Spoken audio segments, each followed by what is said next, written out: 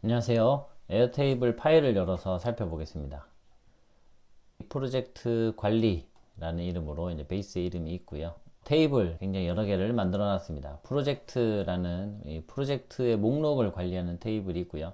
고객사 목록을 관리하는 테이블, 우리 직원들 이렇게 명단을 관리하는 테이블, 그다음에 협력업체 정보를 관리하는 테이블, 세금 계산서, 거래 내역을 관리하는 테이블, 그다음에 은행 입출금 내역을 관리하는 테이블, 이렇게 구성이 되어 있습니다. 하나씩 살펴보겠습니다. 프로젝트에는 이제 제일 처음에 나오는 고유값으로 이제 프로젝트 명칭을 사용을 했고요. 삼성전자, LG전자, 현대자동차와 어떤 프로젝트를 하고 있다라는 명칭을 넣어줬고요. 계약금액 필드는 이렇게 더블 클릭을 하면 설정할 수 있고, 우리가 선택할 수 있는 값들이 이렇게 많습니다. 링크는 다른 테이블에 있는 값을 선택하는 식으로 연결을 시켜주는 거고요. 싱글 라인 텍스트는 이제 한 줄로 된 짧은 이제 문자열을 넣는 거고, 롱 텍스트는 여러 줄로 된 이제 아주 긴 문장도 넣을 수 있습니다. 어태치먼트는 파일 첨부하는 거, 체크박스는 체크를 하거나 안 하거나 해서 true, false 이런 값으로 입력이 되는 이제 체크박스 있고요. 싱글 셀렉트는 후보 목록 자체를 드롭다운으로 선택하듯이 4개, 5개 이렇게 준 다음에 그 중에 무조건 하나만 선택할 수 있도록 값이 입력이 되는 게 싱글 셀렉트이고, 그렇게 4, 5개가 있을 때 2개 또는 3개 이런 식으로 선택할 수 있는 방식이 멀티플 셀렉트입니다. 그래서 데이트, 폰 넘버, 이메일 이렇게 다양하게 있습니다. 계약 금액 같은 경우에는 금액을 입력할 거라서 이렇게 커런시 통화 단위로 했고요. 통화 단위에서 소수점 몇 자리로 표현을 할 것이냐 이런 식의 설정이 되고, 이제 천 단위 구분 기호 넣는 거 이런 식으로 표현이 됩니다. 이렇게 저장을 하면 이제 금액으로 들어가는데요.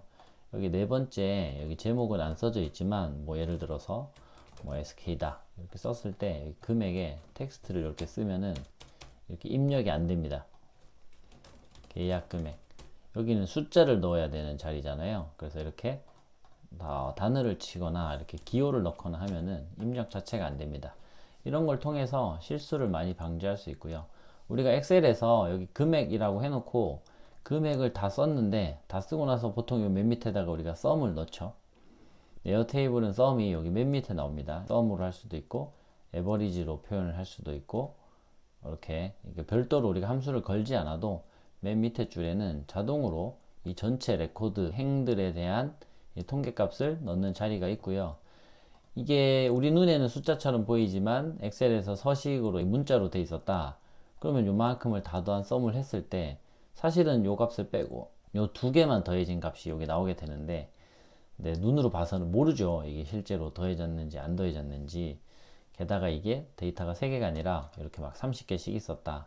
그러면 이제 더하는 과정에서 누락이 되는 실수가 발생할 수 있는데, 에어테이블은 필드 값이 통화 단위로 고정이 되어 버리고 그 외의 값들은 입력 자체가 안 되기 때문에 실수를 방지할 수 있습니다. 그래서 4,500만원 이렇게 입력을 하면 입력이 잘 되었죠. 자, 이렇게 설정을 하고요. 고객사는 필드 값을 넣는 게 아니라 link to another record, 다른 테이블에서 선택을 하겠다 이렇게 골라주고, 그러면 이렇게 뜨는 게 테이블 이름이 뜹니다. 프로젝트, 고객사, 우리 직원, 협력업체. 프로젝트, 고객사, 우리 직원, 협력업체. 이 테이블 이름이 그대로 뜨는 거고요. 어디에서 선택할 거냐? 고객사에서 선택하겠다. 이렇게 저장을 하시면 됩니다. 그러면 여기 네 번째 SK 프로젝트를 넣었죠. 뭐 SK의 챗GPT 교육. 만약에 이런 걸 한다. 그러면 여기 고객사에서 플러스 마크로 바뀌고요. 여기도 이게 입력이 안 됩니다. 이런 입력은. 노 매칭 레코드. 이렇게 쓰여진 단어로 검색을 해줍니다. 이 고객사 명단에서. 근데 그렇게 써진 애가 없기 때문에 선택이 불가능하고요.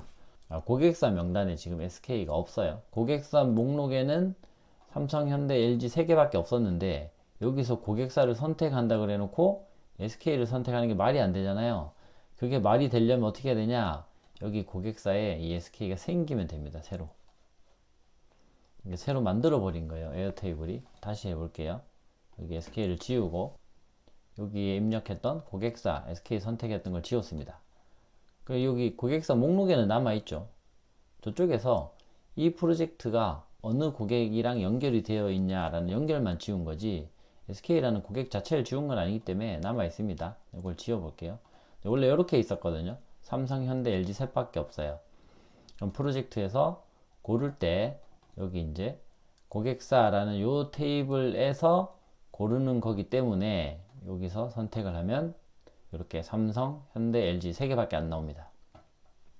SK라는 고객사는 없는 거죠.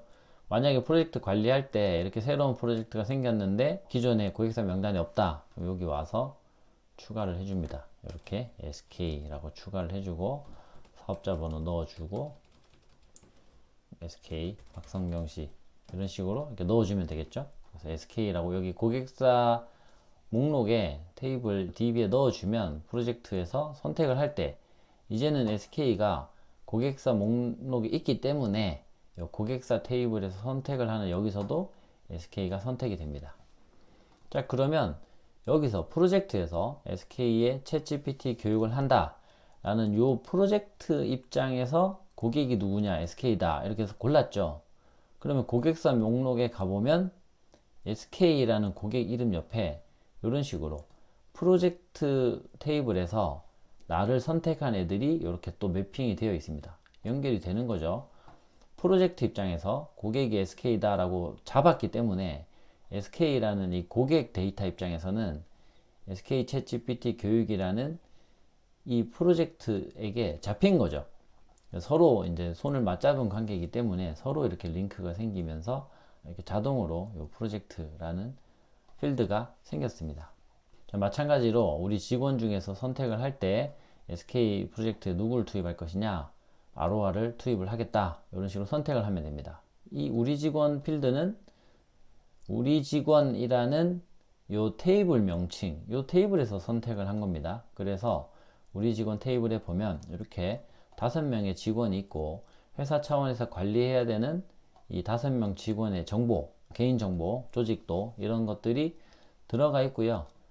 요 프로젝트에서 선택을 할 때 이제 어느 직원을 선택을 할 것이냐 이런 식으로 선택을 하게 됩니다.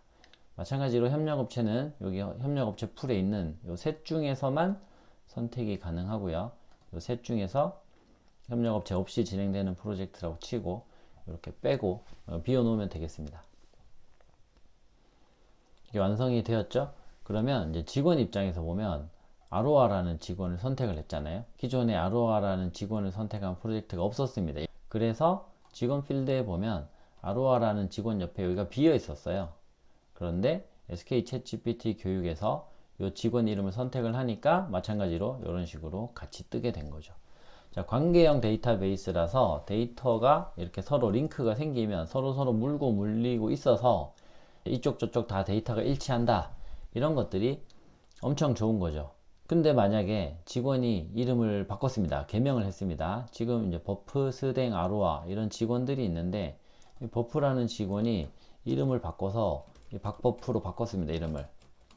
그러면 엑셀에서 VLOOKUP으로 가져왔으면 이 박버프란 이름이 바뀌면 사실은 프로젝트 여기가 다 없어질 거예요. 여기 엑셀에서 VLOOKUP을 어떻게 하느냐, 저기 프로젝트 목록에 가서 이 전체 데이터 테이블에서 직원 이름에 여기 버프라고 되어 있는 값들만 다 가져와서 여기다가 프로젝트 이름을 넣어줘 이렇게 걸었을 거거든요. 엑셀에서는 시트죠. 이게 이쪽 시트에서는 박버프라고 이름을 바꿨는데 여기서는 그냥 버프라고 돼 있었을 거잖아요. 그러면 안 맞거든요, 서로 이름이. 그러면 VLOOKUP을 끌어왔을 때 아무도 없다. 박버프라는 사람은 아무도 없다. 그리고 여기가 비어 있습니다.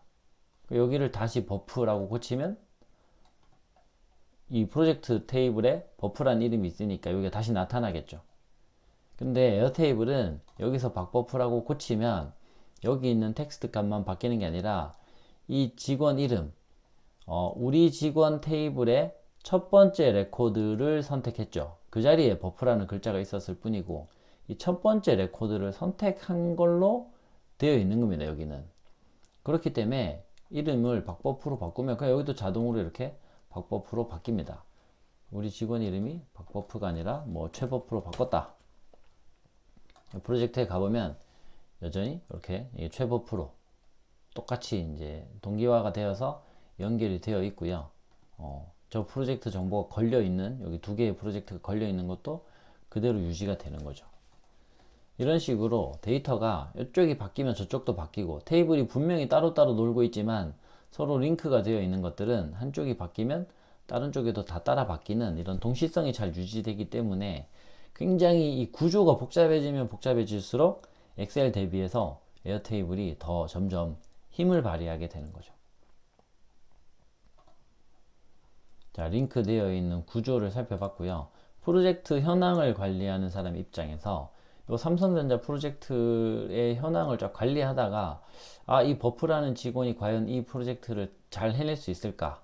너무 바쁜 건 아닐까? 걱정이 되면 이 버프라는 직원이 얼마나 바쁜지 딴 데 가서 봐야 되잖아요.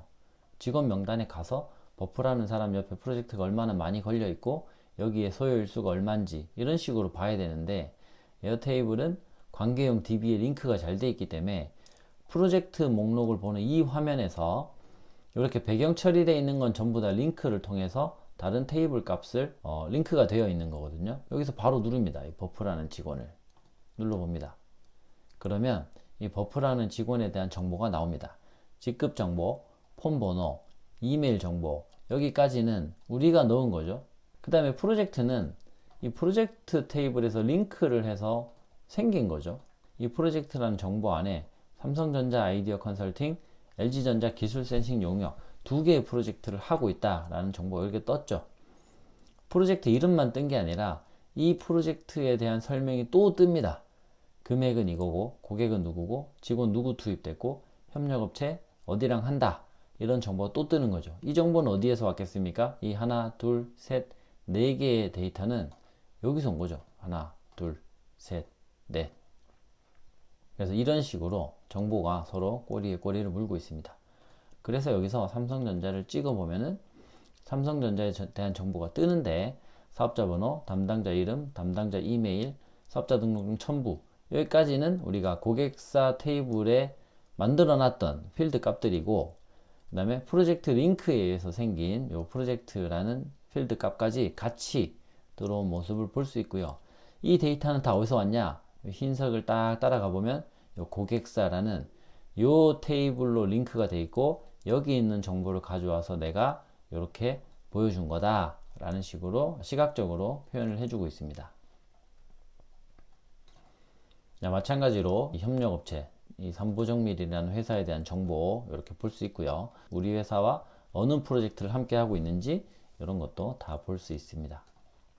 자, 이렇게 해서 고객사를 관리할 때도 마찬가지로 고객사에 대한 정보만 관리하는 게 아니라 이 고객사와 함께 우리가 어떤 프로젝트를 하고 있는가, 이걸 또 볼 수 있는 거죠. 이 고객사와 프로젝트가 올해 한 개다, 두 개다, 이런 식으로 볼 수 있고요. LG전자와 일을 하고 있는 프로젝트가 LG전자 기술 센싱 용역이다 라고 했죠. 그러면 기술 센싱 용역이라는 요 줄에 모든 데이터가 사실은 다 들어와 있거든요. 예를 들면 프로젝트가 여러 개라고 했을 때 우리가 그 고객한테 받아야 될 총액, 우리가 그 고객으로부터 올해 총액을 얼마를 벌었을까? 그게 궁금하다면 여기 프로젝트에서 썸을 안 해도 됩니다. 금액은 원래 프로젝트만 나와 있지만 이 고객사에 LG전자라는 고객사의 프로젝트가 지금 한 개뿐인데 두 개, 세 개 여기 걸려 있거든요. 예를 들면 SK 챗GPT 교육, 이것도 그냥 뭐 LG전자에서 한 교육이라고 칩시다. 그럼 이렇게 두 개가 선택이 됩니다. 하나의 고객에게 여러 프로젝트가 진행될 수 있는 거기 때문에 LG전자 상대로 두 개의 프로젝트가 진행이 되는 거죠. 여기서 열을 추가할 때 엑셀과 마찬가지로 룩업이라는 것도 할 수 있고요. 특정 데이터를 찾아서 가져와라. 그러니까 룩업을 한번 해볼게요. 그러니까 룩업해서 데이터를 어디서 가져오냐?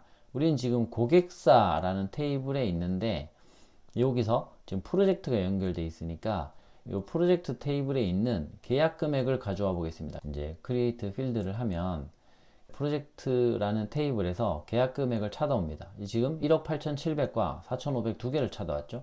이 두 개는 어디서 나온 거냐? 지금 우리가 프로젝트에 관해서 LG전자 기술 센싱 용역, SK 챗GPT 교육, 여기 두 개가 된 거죠. 뭐 헷갈릴 수 있으니까 이거를 바꾸겠습니다. LG전자로. 이것도 역시나 엑셀에서 여기서 이렇게 프로젝트 이름 바꿔버리면 이 똑같은 이름으로 고객사에서 이런 데서 룩업 걸어놓은 이런 게 다 망가지거든요. 근데 에어테이블은 지금 보시면 여기도 동시에 같이 바뀌었죠. LG전자 챗GPT 교육 이렇게 바뀌었습니다. 이것이 이제 에어테이블의 매력이고요. 자, 이렇게 하면 지금 LG전자의 프로젝트가 두 개가 됐기 때문에 이 두 개의 금액을 각각 가져온 겁니다. 룩업이니까 해당되는 금액을 찾아서 연결된 데이터가 여러 개면 여러 개를 가져옵니다. 이건 이제 룩업으로 했을 때고요. 우리가 필요한 건 이거 합계죠. 이 각각의 금액을 합치고 싶다. 그러면 이제 룩업이 아니라 롤업으로 해서 이 프로젝트라는 테이블에서 가져오겠다. 근데 어떤 값을 가져오느냐? 계약 금액을 가져와야 되죠. 근데 데이터가 여러 개일 경우에 롤업은 여러 개의 데이터를 합쳐주는 함수거든요. 그래서 데이터가 여러 개면 계약 금액 필드에 있는 값들을 어떻게 할까? 썸을 하겠다. 여기서 이제 썸을 할 수도 있고 카운트, 개수가 몇 개냐? 카운트를 할 수도 있고 에버리지를 할 수도 있고 여러 가지 할 수 있습니다. 이렇게 썸으로 해보겠습니다.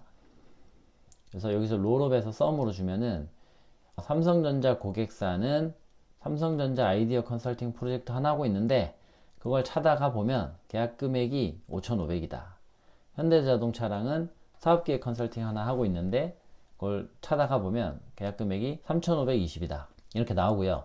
LG전자하고는 프로젝트를 이렇게 두 개를 하고 있는데 찾아가서 계약 금액을 합쳐보면 썸을 하면 2억 3,200이다. 이런 식으로 정리가 되는 거죠. 그래서 원래는 프로젝트 현황에서 여기서 이제 엑셀로 치면 sum if 같은 거 해가지고 요 고객사 줄에 LG전자라고 돼 있는 애들만 계약 금액 자리를 다 합쳐줘. 이런 식으로 함수를 걸게 되는데 그렇게 걸어 놓으면 나중에 어디서 꼬였는지 알 수 없는 그런 일이 종종 발생하죠. 에어테이블에서는 이렇게 링크를 통해서 이렇게 연결이 되어 있고 연결되어 있는 값들에 대해서 개수를 세거나 합계를 하는 건 이렇게 롤업이라는 기능을 이용해서 자동으로 만들어낼 수 있습니다. 이런 식으로 설정을 해주면 롤업에서 개수도 할 수 있습니다. 이거를 이제 오른쪽에다가 복사를 해가지고요. 이제 프로젝트에서 계약 금액을 하는데 이제 썸을 하는 게 아니라 세는 거죠. 카운트 A. 그래서 엑셀과 마찬가지로 count A라고 함수를 걸어주면 엑셀에서는 여기에 값들이 있으면 여기다가 함수를 걸고 그 함수를 복사해서 밑으로 다 내렸잖아요. 왜냐면 엑셀은 아래 위 칸이 서로 따로따로 놓을 수 있거든요. 위에 칸에는 숫자고 아래 칸에는 문자고 이런 식으로 될 수 있죠. 엑셀은 완전한 데이터베이스 구조를 가지고 있지 않고 그냥 행과 열이라는 이 스프레드시트 칸칸 구조를 가지고 있어서 그렇고요. 에어테이블은 완전한 데이터베이스를 지향하고 있어서 이 필드 값 여기에다가 함수를 거는 거고요. 여기에 함수를 걸면 무조건 예외 없이 이 줄은 다 똑같은 함수가 들어갑니다. 얘는 요거에 대한 카운트로 하고 여기는 요거에 대한 썸으로 하고 얘도 이거에 대한 썸으로 하고 그렇게는 못 넣습니다. 이 칸칸에 각각 함수를 넣는 게 아니라 이 필드 전체에다가 함수를 지정하는 거고 여기 지정하면 전부 다 똑같은 함수가 적용이 됩니다. 그럼 여기는 이름을 이제 계약 금액이 아니잖아요. from 프로젝트인데 계약 건수 이름이 이렇게 되겠죠. 그러면 이제 프로젝트 현황으로 가지 않아도 고객사의 목록을 관리하는 이 테이블에서도 고객사에 대한 기본적인 정보뿐만이 아니라 어떤 프로젝트를 하고 있고 몇 건을 하고 있고 총 계약 금액이 얼마다 이런 현황들을 볼 수 있습니다. 이게 보면 신기한 게 프로젝트 관리하는 부서에서는 여기만 관리하면 됩니다. 프로젝트 목록만 완료했냐 안 했냐 계약 금액 얼마냐 이것만 관리를 하면 돼요. 고객사 관리하는 사람들은 이 고객사 정보만 관리하면 됩니다. 내가 고객사랑 어떤 일이 벌어지고 있는지 따로 관리하지 않아도 프로젝트 관리하는 사람이 자기 거 열심히 관리해주면 여기 다 들어와요. 이렇게 내가 원하는 정보를 언제든지 받아볼 수 있게 들어온다는 거죠. 마찬가지 직원을 관리하는 시트에서는 직원의 개인정보만 관리했는데 이쪽에 프로젝트 관리하는 사람이 열심히 누가 수행하는 건지 적어주니까 이 사람을 관리하는 입장에서 보면은 내가 관리하지 않아도 이 사람이 어떤 프로젝트를 하고 있구나 이런 게 되는 거죠. 마찬가지 여기다가 아까처럼 롤업을 넣을 수 있죠. 프로젝트 총액을 넣어 보겠습니다. 롤업으로 프로젝트에서 이 계약 금액 썸한 거를 여기다가 넣겠다. 그러면 역시나 버프라는 직원이 지금 두 건의 프로젝트, 삼성전자 아이디어 컨설팅, LG전자 기술 센싱 용역 두 건의 프로젝트를 하고 있는데, 이 두 건 프로젝트의 계약 금액 총액은 2억 4,200인 거고, 스댕이라는 직원이 하고 있는 프로젝트는 요거 한 건인데 요 계약 금액은 3,520이고, 아로아 직원은 여기 4,500이고, 이렇게 집계가 되죠. 그러니까 어느 직원이 이 총 계약 규모, 계약 건수, 계약 금액 이런 거 기준으로 얼마나 일을 많이 하고 있는가, 이런 것들도 확인할 수 있고요.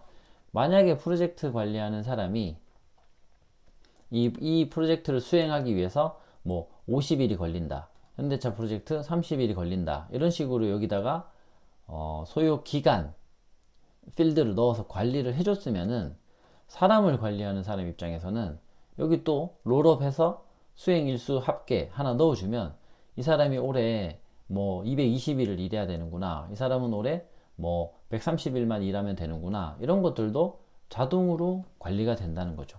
이게 관계형 데이터베이스의 엄청난 힘인데, 서로 이제 업무 분장이 되어 있는 회사잖아요. 이 프로젝트 관리팀, 여기는 이제 고객 관리하는 영업팀, 마케팅팀, 이건 우리 직원 관리하는 거니까 뭐 HR팀이거나 각 부서의 부서장이거나 이럴 수 있고요. 협력업체에 관련된 거니까 계약 금액이 얼마고 구매 단가가 얼마고, 이런 식으로 구매팀 이런 데서 이제 관리를 하고요. 세금 계산서 받은 거는 재무팀, 회계팀에서 관리하고, 뭐 입금 내역도 뭐 재무팀 또는 자금팀 이런 데서 관리하는데, 각자 다 자기 거를 열심히 관리하면 서로 링크되어 있는 구조에 의해서 전사적인 관리가 한 번에 되는 거고, 프로젝트 관리팀이 프로젝트 관리 열심히 해주면 HR 관리하는 내 입장에서는 HR 관리가 또 저절로 되는, 이런 시너지를 발휘할 수 있고 정보의 통합성을 이룰 수 있죠. 기존에 우리가 어떻게 일했는지를 좀 생각을 해보면, 엑셀 파일로 프로젝트 관리팀은 자기 프로젝트 관리하는 엑셀 파일이 있어요. 이것만 있습니다. 이것만. 그리고 여기 직원 란에다가 버프, 스댕, 아로아 이렇게만 넣어놔요. 자기는 이제 이 사람들의 HR 정보나 이 사람들 개개인이 얼마나 바쁜지, 이 사람들이 협력업체랑 어떤 식으로 일하고 있는지 이걸 다 파악하기는 어렵거든요. 그래서 프로젝트 관리팀은 딱 요만큼만 가지고 있고, 여기는 그냥 글자로 버프다, 스댕이다, 아로아다 이렇게만 써놨죠. HR 관리하는 사람은 대체로 이런 인사정보만 가지고 있고, 이 정도만 관리를 하게 됩니다. 그리고 프로젝트 관리하는 사람이 취업할 때 필요하면 요청을 하죠. HR에다가 이분들의 정보를 요청하고, 또는 뭐 고객사 관련된 정보를 고객 담당하는 부서에 요청해서 엑셀로 따로따로 받은 다음에 수십 개의 엑셀 파일에서 필요한 정보만 추출해서 자기가 관리하는 취합본에다가 이거 업데이트하고, 그러면 이제 이 프로젝트 관리하는 팀은 다른 부서에다가 엑셀 파일 다 받아서 자기 필요한 거 취합하고, HR 하시는 분은 또 여러 부서에서 개인 정보 관련된 것들 취합을 해서 자기 부서에 필요한 정보 취합하고, 이런 식으로 서로서로 이게 취합을 해줘야 되고 서로서로 취합을 해야 되는 이런 구조가 굉장히 자주 발생하거든요. 왜냐하면 엑셀은 각자 자기 것만 가지고 있기 때문이죠. 우리가 서로 정보를 교환하고 취합을 완료했지만, 취합이 끝난 이후에 제가 뭐 프로젝트 관련된 정보를 저쪽 부서에 주고 PM님한테 주고 난 이후에 제가 뭘 바꾸잖아요, 제 파일에서. 그러면 저쪽에 취합이 끝난 PM님 파일에서는 안 바뀌잖아요. 단절이 되어 있죠. 로컬 파일이고. 그렇기 때문에 매주 취합을 해야 되고 매달 취합을 해야 되는 이런 일이 이제 빈번하게 발생을 하는데, 에어테이블은 클라우드입니다. 최종, 진짜 최종, 진짜 최최종, 뭐 찐 최종 이런 일이 안 생긴다는 거죠. 그냥 이거 파일 하나예요. 나중에 정 고칠 일이 생기면 이렇게 히스토리를 열어 가지고 누가 언제 뭘 고쳤다 하는 히스토리를 열어서 거기서 이제 고치면 되는 거고, 지금 이거 하나가 최종본이고 클라우드이기 때문에 우리 각자 자기가 관리하는 데이터를 여기 들어와서 업데이트하면 그게 곧 우리 모두가 보는 이제 최신의 데이터고 단 하나의 데이터인 거죠. 그리고 그 안에서 서로 연결이 되어 있기 때문에 한 명이 업데이트를 잘 해주면 다른 사람에게도 자동으로 업데이트가 됩니다. 예를 들어서 회계팀에서 계산서를 발행을 했습니다. 뭐 PM팀에서 일을 열심히 해서 고객한테 이제 프로젝트가 끝났다, 대금을 청구한다, 그러면 세금 계산서로 이제 청구를 하는 거죠. 그래서 이제 요만큼의 금액에 대해서 계산서를 7월 11일 날 발행을 했다. 1억 8,700을 발행을 했는데 이거는 어느 프로젝트 건으로 발행을 했냐? 여기서 선택을 해가지고 골랐습니다. 우리는 LG전자 기술 센싱 용역 이 건에 대한 프로젝트로 발행을 한 것이다 라고 골랐다는 거죠. 계산서 쪽에서 프로젝트를 골랐기 때문에 프로젝트로 오면은 계산서 내역 이게 자동으로 생깁니다. 이게 프로젝트 쪽에서 만든 게 아니고 세금 계산서 내역 쪽에서 프로젝트를 선택해서 잡으니까 프로젝트는 잡힌 거죠. 잡힌 게 여기 기록이 남아 있는 겁니다. 7월 11일 날 LG전자 기술 센싱 용역권의 계산서가 발행됐다. 역시나 프로젝트 관리하는 사람은 계산서 내역 안 가도 그냥 여기서 찍으면 요 계산서 정보가 다 나오죠. 발행한 사람 어디, 총액, 공급가액, 부가세, 그리고 뭐 해당 프로젝트는 뭐냐 이런 식으로 이제 필요한 데이터가 다 나옵니다. 자, 그러면 이제 프로젝트를 관리하는 사람 입장에서 보면 총 계약 금액이 이만큼인데 지금 회계팀에서 계산서를 이만큼 발행했다라고 체크를 해준 거예요. 계산서 쪽에서 발행했다고 업데이트 해주니까 나한테는 자동으로 이렇게 떴죠. 그럼 계약 금액만큼 계산서는 다 됐구나. 그럼 계산서 발행은 완료됐다라고 이렇게 체크를 해주면 되겠죠. 이 체크를 사람이 이렇게 해도 되고요. 자, 요거를 자동화 할 수도 있습니다. 로직이 심플하잖아요. 1억 8,700, 1억 8,700 요 두 개가 일치하면 여기 체크한다. 자동화를 하는데 에어테이블은 제피어 같은 자동화 툴을 쓰기 전에 아주 간단한 자동화는 스스로 할 수 있습니다. 그게 요 오토메이션이라는 기능이고요. 제가 만들어 놨는데 오토메이션은 이게 트리거 기능이 있고 액션 기능이 있습니다. 트리거는 방아쇠죠. 방아쇠를 당기면 총알이 날아가듯이 방아쇠를 당기는 동작인데 요런 조건이 되면 그때 이 자동화를 실행해라. 이제 이렇게 걸어주는 방아쇠고요. 그래서 여기서 레코드 업데이트 에어테이블에서 말하는 레코드는 요 한 줄을 얘기합니다. 한 줄. 요 한 줄 한 줄이 다 레코드예요. 1번 레코드, 2번 레코드, 3번 레코드. 그리고 이쪽은 열 쪽은 필드, 고객사 필드, 우리 직원 필드, 협력업체 필드 이렇게 필드입니다. 그래서 요 행을 레코드라고 말하고요.